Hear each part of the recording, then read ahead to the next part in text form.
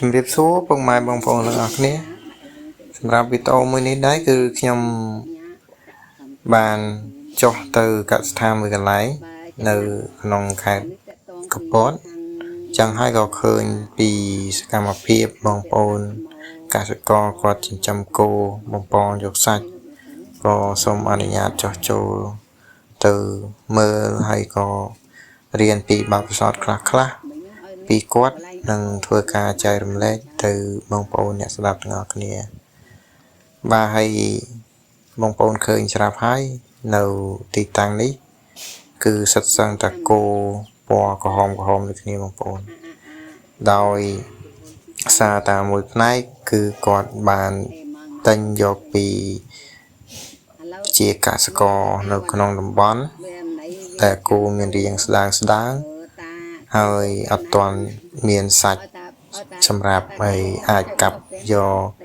ហើយបរិភោគបានទេបងប្អូនដោយសារតែគោវារឿងស្គមពេកចឹងហើយក៏តម្រូវការសាច់អត់ល្អលក់ក៏មិនបានថ្លៃដូចគោដែលថោកដែរដូច្នេះហើយគឺគាត់បានប្រមូលទិញពីបងប្អូនជាកសិករនៅក្នុងតាមខេត្តផ្សេងមកហើយមួយវិញទៀតបងប្អូនឃើញគោនេះគឺពណ៌ក្រហមដូចគ្នាគឺដោយសារតែ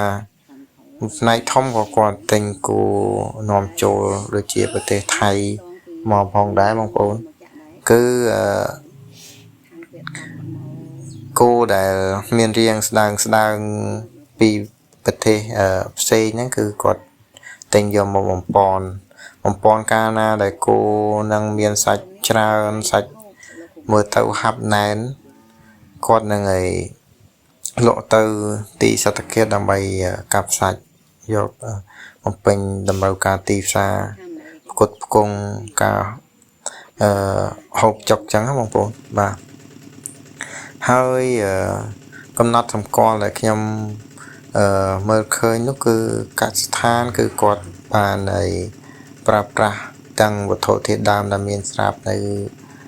ជុំវិញតំបន់គាត់ដែលរស់នៅមានដូចជាច្បើងមានស្មៅខ្លះហើយក៏បូកផ្សំជាមួយនឹងវត្ថុធាតុដើមហើយដូចជាពួកកាកស្រាបៀរស្រស់អីហ្នឹងបងប្អូនចឹងហើយគឺគាត់ត្រូវយកមកប្រើលាយជាចំណីដែលមានលក់នៅលើទីផ្សារមានលាយជាដលងលាយជាវត្ថុធាតុដើមផ្សេងទៀតហ្នឹងដើម្បីបំពេញនៅតម្រូវការរបស់សត្វដើម្បីស៊ីទៅឲ្យការលូតលាស់សាច់ហ្នឹងបានធំលូតលាស់ល្អដោយសារតែធម្មតាវត្ថុធាតុដើមដែលផ្ដល់ជាចម្បើងផ្ដល់ជាស្មៅផ្ដល់ជាកន្ទក់ផ្ដល់ហើយកាកស្រាបៀរហ្នឹងគឺវាមិនទាន់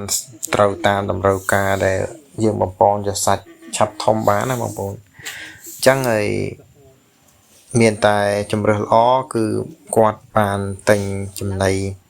មកនៅលើទីផ្សារដើម្បីផ្ដល់ឲ្យគោបាទចំពោះកសិដ្ឋានមួយនេះដែរគឺ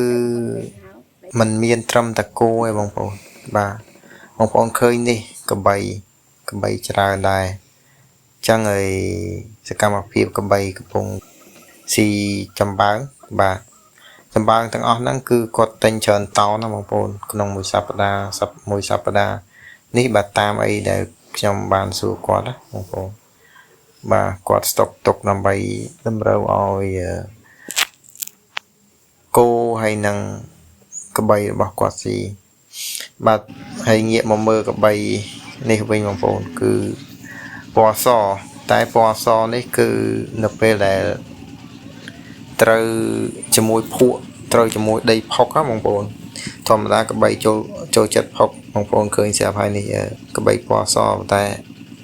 ចេញមកឡើងចង់ពណ៌ប្រផេះពណ៌ខ្មៅឲ្យបងប្អូននេះបាទហើយដោយសារតែជាធម្មតាដើរតាមភូមិឃុំស្រុកអីតាមដងផ្លូវអីឃើញតែក្បីពណ៌ខ្មៅទេខ្ញុំតែឥឡូវហ្នឹងឃើញជាក់ស្ដែងហើយក្បីពណ៌សបងប្អូនបាទអញ្ចឹងហើយងាកមកមើលគោ បំពន់យកសាច់វិញបងប្អូនបាទហើយមេគោមួយក្បាលនេះបងប្អូនឃើញទេខ្មៅព្រីកហើយសាច់ធំល្អសាច់មាំល្អសាច់ច្រើនបាទសាច់មើលទៅហាប់ណែនហ្មងដោយសារតែគោនេះតាមអីដែលខ្ញុំសួរបងប្អូនជាកសិករគឺគាត់ដែលទិញមកដូចគ្នាទិញមកដើម្បីក្រងបំពន់យកសាច់ដូចគ្នាប៉ុន្តែដោយសារថាគោនេះមើលទៅរូបរាងល្អហើយដោយឈ្មោលអញ្ចឹងបងប្អូនអញ្ចឹងក៏គាត់កែតកូនមកបានអញ្ចឹងតែក៏អត់បានបញ្ជាក់ថាគាត់ប្រកាសមួយពូជអីដែរដែលកូននេះចេញមកពពាលហើយក៏លក្ខណៈរូបរាងសាច់មាំមួនអីហ្នឹងគឺដូចមេអញ្ចឹងបងប្អូនបាទហើយចំពោះហើយគោនៅក្នុងកសិដ្ឋានដែលកំពុងតែបំពន់យកសាច់នេះតាមអីដែលគាត់តាមបងកសិករដែលគាត់ប្រាប់គឺគាត់អាចបំពន់យកសាច់នៅក្នុងចន្លោះពេល3ខែបងប្អូនមានន័យថាអាចលក់ចេញទៅវិញណាចឹងមានន័យថាគាត់ទិញគោពីខាងក្រៅមកដើម្បីចូលបំពន់យកសាច់រយៈពេល3ខែគាត់នឹងលក់ចេញទៅវិញហើយដើម្បីកាប់ជាសាច់ហ្នឹងហើយបងប្អូនទាំងអស់គ្នាហើយនៅក្នុងហ្នឹងក៏គាត់ត្រូវតែធ្វើការចាក់ថ្នាំដើម្បីទម្លាក់សត្វល្អិតដើម្បី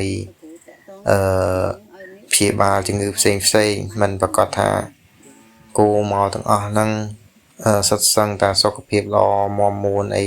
ទាំងអស់ហើយបងប្អូនអញ្ចឹងយកមកពេលខ្លះអាចឈឺអាចអីអញ្ចឹងគាត់ធ្វើការព្យាបាលអីមួយចំនួនអញ្ចឹងណាបងប្អូនហើយ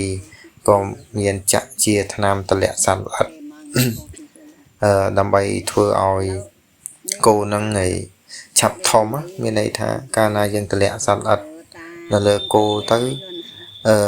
អត់មានពពួកប៉ារ៉ាស៊ីតពពួកអីព្រួនអីនៅក្នុងកាពះពោះវៀនទៀតទេបងប្អូនអញ្ចឹងពួកហ្នឹងវាធ្លាក់មកខាងក្រៅអញ្ចឹងរាល់ចំណីអាហារដែលស៊ីចូលហើយសម្រូបចូលទៅរាងកាយគឺកើតបានជាសាច់បានច្រើនណាបងប្អូនចឹងទៅយើងចាក់បំពន់វីតាមីនចាក់អីថ្នាំថែមទៀតទៅក៏គោហ្នឹងកាន់តាស៊ីចំណីបានច្រើនក៏ធំលូតលាស់កាន់តែល្អចឹងបងប្អូនវីដេអូដើម្បីធ្វើការចែករំលែកមានតែប៉ុណ្នេះទេបងប្អូនហើយសង្ឃឹមថាវាជាប្រយោជន៍បើសិនជាពេញចិត្តកុំភ្លេចជួយចុច like និង subscribe channel YouTube ខ្ញុំបាទសូមអរគុណសូមជម្រាបលា